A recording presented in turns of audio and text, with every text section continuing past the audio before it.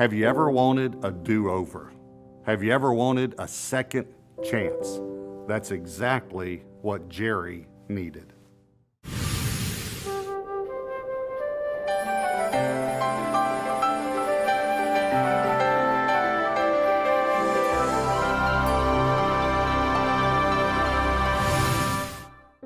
Hold on, Mac, hold on. That's what Gerry Ponson was saying to his friend Mac. They were trying to survive in the stormy water. He never thought he'd be in a mess like this. They had shoved off at 5 a.m., Mac and him and the dog Booga. But they got halfway across, a nor'easter came down the channel and it picked up their boat and tossed it like a toy. The boat sank. They grabbed their stick, it was the pole, the only thing they had. They jammed it into the mud, and Gerry was holding on to the pole and he was holding on to Mac with his other hand. Mac was older and was weaker. I can't hold on anymore, Gerry. Hold on, Mac, somebody'll come. Where's my dog, Booga? I told the dog to leave because, well, he knew the dog would never make it to shore. It was 3 miles. He even thought of leaving Mac and swimming to shore, but then it was another 5 miles to a telephone. Now they had no choice. They had to just stay here and just hope against hope that a boat would come down the channel. Hold on, Mac! Somebody'll come! He didn't really believe that. He didn't believe it at all. He didn't believe that the dog would get to shore, and he didn't believe that a boat would come down the channel because he didn't believe in anything. He remembered the time that his sister told him about God, and he called her a fruitcake, kicked her out of the house. Smash! A big wave just washed over them. He thought, maybe I better try to talk to God. He said, God, send a boat, God, please. Give me a second chance, God. Send a boat.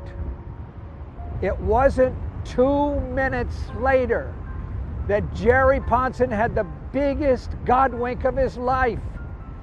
He looked up, and through the mist, he saw a cross. He blinked. No, wait, it wasn't a cross. It was the mast of a boat. He took off his shirt. He tied it to the pole, still trying to hold on to Mac. He's waving the pole in the air. Pretty soon, a little boat was coming from the big boat. They pulled him on board. And when Gerry climbed aboard that big boat, he had the biggest Godwink of his life. The name of the boat was Second Chance. And when they got to shore, there was Booga the dog waiting for him. Isn't that amazing? Gerry is crying out to God for a second chance, and a boat comes by that's named Second Chance. Think about it. Have you ever needed a second chance? I have needed a second thousandth chance. All of us have. But when you think about what the Bible tells us, every person in the Bible got a second chance, and a third chance, and a fourth chance. That's God winking at us.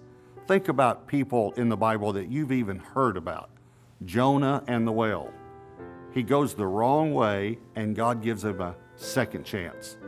Think about Zacchaeus, that song that we used to sing in Sunday school. Zacchaeus was a wee little man, and a wee little man was he. And he climbed up a sycamore tree for the Lord he wanted to see. And Jesus comes by and says, Zacchaeus, come down. I'm going to your house today.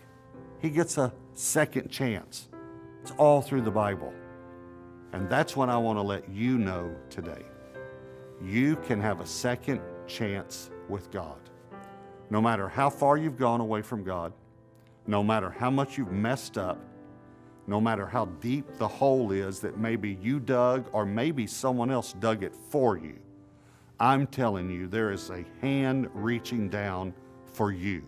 There's a boat coming by that says second chance.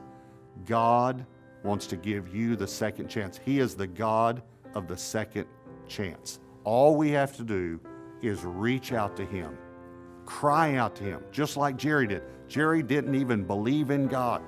He'd made fun of his sister when his sister tried to tell him about God. And yet when he cried out to God, God sends the boat by. He gives him a second chance. I'm telling you, I promise you, this is God's nature. If you will cry out to God today, He will give you a second chance.